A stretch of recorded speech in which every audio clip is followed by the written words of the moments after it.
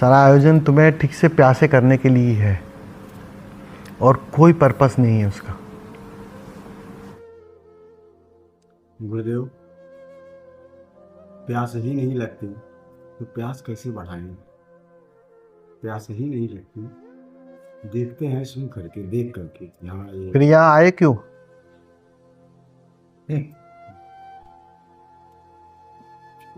वो प्यास ही तो खींच लाई है ना। क्यों आए थे जयपुर? वो प्यास ही तो खींच लाई थी ना। वो प्यास ही तो तुम्हें घर में विद्रोही बना रही थी ना। सब मना कर रहे थे, किसकी ना सुनी और पहुंच गए।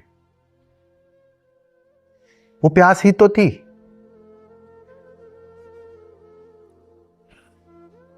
वो प्यास ही काम कर रही है। प्यास नहीं है ऐसा मत कहो। प्यास है लेकिन अभी कुनकुनी है। उस प्यास के लिए अभी 100% दाव लगाने की तैयारी नहीं है। पानी उबल रहा है लेकिन वो 99 डिग्री तक अब उबलने को तैयार नहीं है। कुनकुना है। कुनकुने में रस आ रहा है, कुनकुने में मजा आ रहा है, कुनकुने में मन जीता है। मन मिटता नहीं है। मन तो बाहर की दुनिया में धन में भी मजा लेता है और कुनकुने ध्यान में भी मजा लेता है। दोनों हालत में वो बच जाता है। मिटेगा नहीं, ट्रांसफॉर्मेशन ना होगा।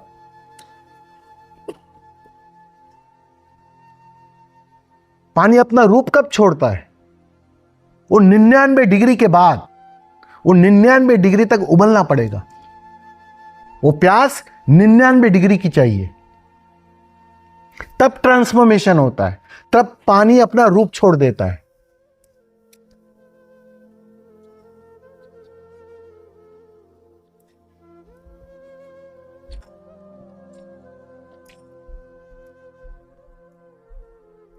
पानी अपना रूप छोड़ देता है, तब तक पानी अपना आकार छोड़ता नहीं है। 99 डिग्री तक जलना पड़ता है। वो 99 डिग्री तक जलने तक की प्यास चाहिए। मरने मिटने तक की प्यास चाहिए।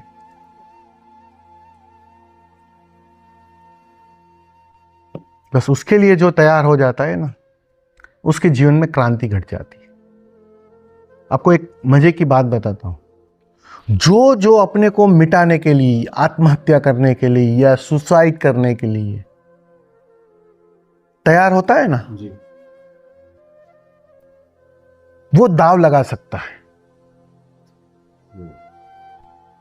वहां तक की तैयारी। बिल्कुल मरना ही है।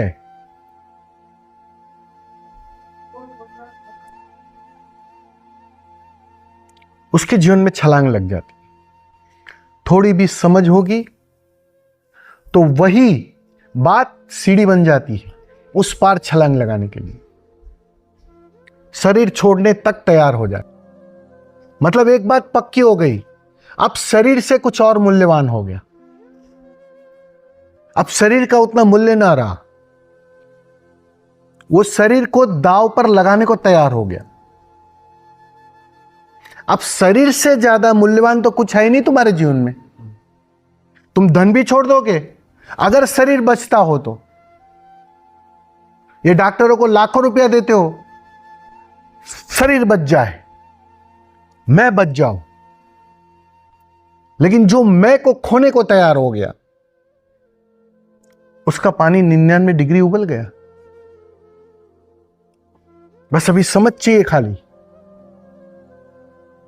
थोड़ा होश चाहिए, किसी सदगुरु का सानिध्य चाहिए, क्रांति घट जाएगी। जो शरीर के तल पर मरने को तैयार था, वो उसी उबले हुए पानी का उपयोग मन को मिटाने के लिए कर लेता है। मरना तो था ही शरीर के तल पर, उसी तड़प उसी प्यास का उपयोग वो मन को मिटाने के लिए कर लेता है। उसकी बात पूरी हो जाती है। लेकिन तुम कभी उबले ही नहीं हो ठीक से, वो तैयारी की कमी है।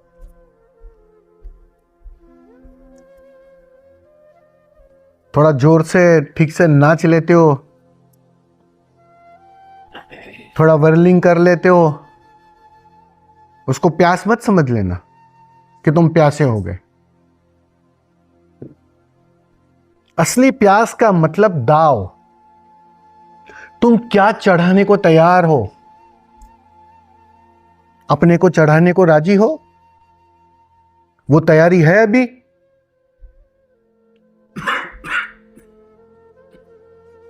अगर वो तैयारी है तो बात बहुत आसान है।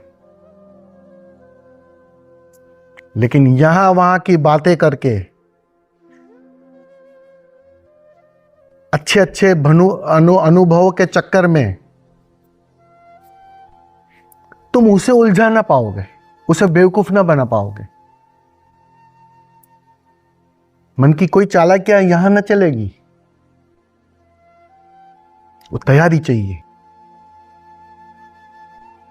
परमात्मा के वहां ना फूल चढ़ाया जाता है, ना नारियल चढ़ाया जाता है, सिर्फ स्वयं को चढ़ाया जाता है।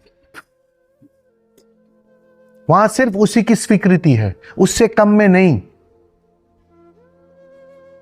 उससे कम में तो तुम जाने अनजाने बस धोखा दे रहे हो, अपने को धोखा दे रहे हो। इसलिए देखा ना, समझदारों ने खोपड़ी की जगह नारियल रख दिया। बिल्कुल खोपड़ी जैसा ही है, बाहर से सख्त, चढ़ा दो, सस्ता है, और उसका तो भाव भी कभी बढ़ता नहीं, महंगा होता नहीं है वो। रोज चढ़ाओ, क्या फर्क पड़ता है? अपनी खोपड़ी चढ़ानी पड़ेगी, अपना अहंकार चढ़ाना पड़ेगा। गुरु के चरणों में झुकने से नहीं झुका जाता है, अहंकार चढ़ाने से झुका जाता है। गुरु के वहां सिर्फ अहंकार की स्वीकृति है, वो अहंकार ले लेना चाहता है तुम्हारा। गुरु दक्षिणा में सिर्फ अहंकार दिया जाता है, अपने को चढ़ाना पड़ेगा। तैयारी है?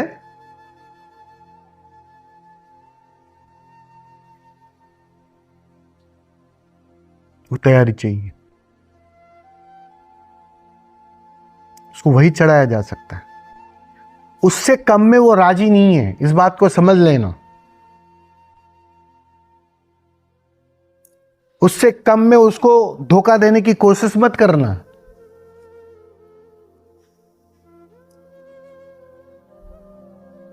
उसे बेवकूफ नहीं बनाया जा सकता। जो तुम्हें बेवकूफ बना रहा है उसे तुम बेवकूफ बनाओगे?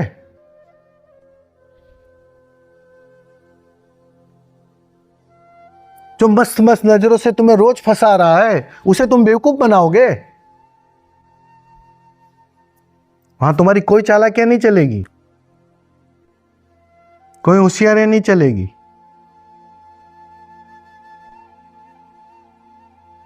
चढ़ाना तो अपने को ही पड़ेगा, उससे कम में नहीं।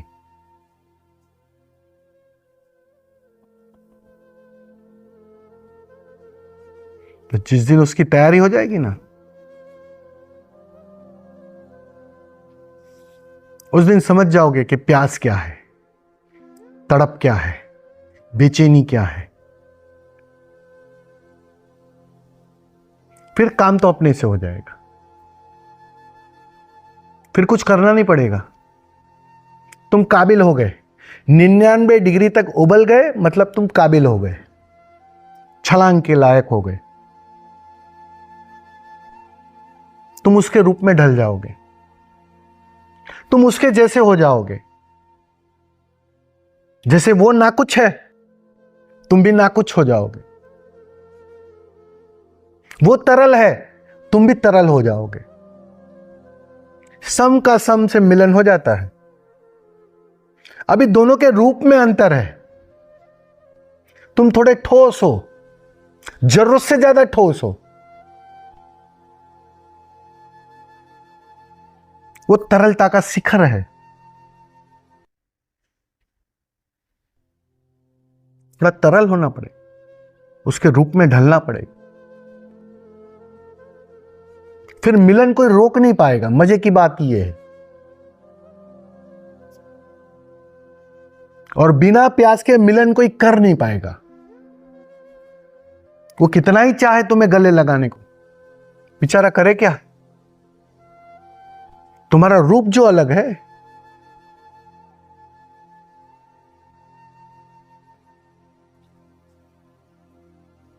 तो इस तरलता में अपने को ले आना पड़ेगा। बस ध्यान यही काम कर रहा है, यहां आना वही काम कर रहा है। थोड़े तरल होने लगोगे तुम, ये मैं भाव कमजोर होने लगेगा, रूप बदलते जाएगा, प्यास गहरी होते जाएगी। आपने कभी देखा है, सफर कितना ही लंबा हो, लेकिन जब मंजिल नजदीक आती है ना, तभी देखा है कभी कैसी तड़पन होती है? सामने जब दिखता है शिखर, जिस मंदिर की खोज थी, उसका शिखर दिख जाए बस,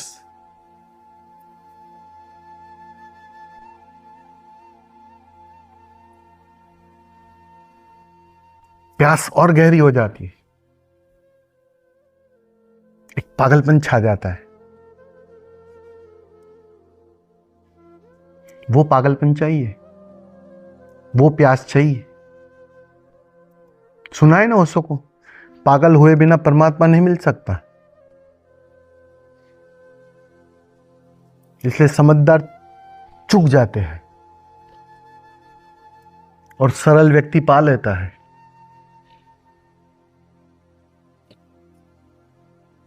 अब सरलता की कोई साधना नहीं है, तकलीफ वो है कैसे सिखाए सरलता।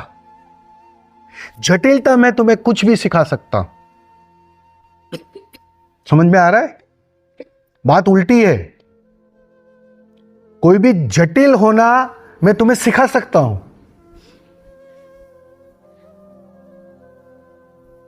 सरल होने की कोई साधना नहीं है, और होना है सरल, बस यही एक साधना है। अब कैसे, सवाल वो है। इसलिए सारे धर्म तुम्हारे कर्ता को विदा करने पर जोर देते हैं कि तुम थोड़े कर्ता से हटो, तुम करने वाले न रहो, तुम सिर्फ देखने वाले बने रहो, उस पर जोर देते हैं।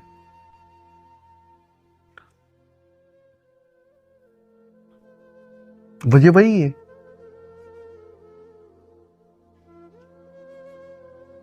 वो तरलता आने लगेगी।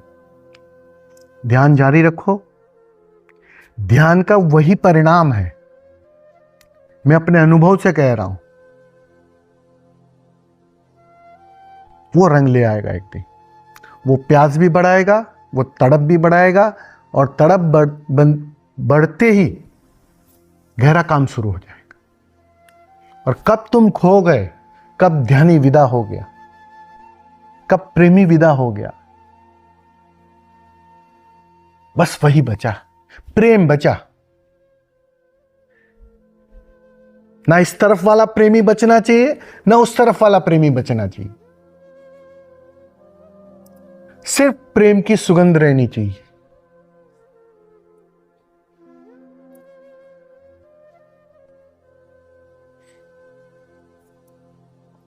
समझे? जी।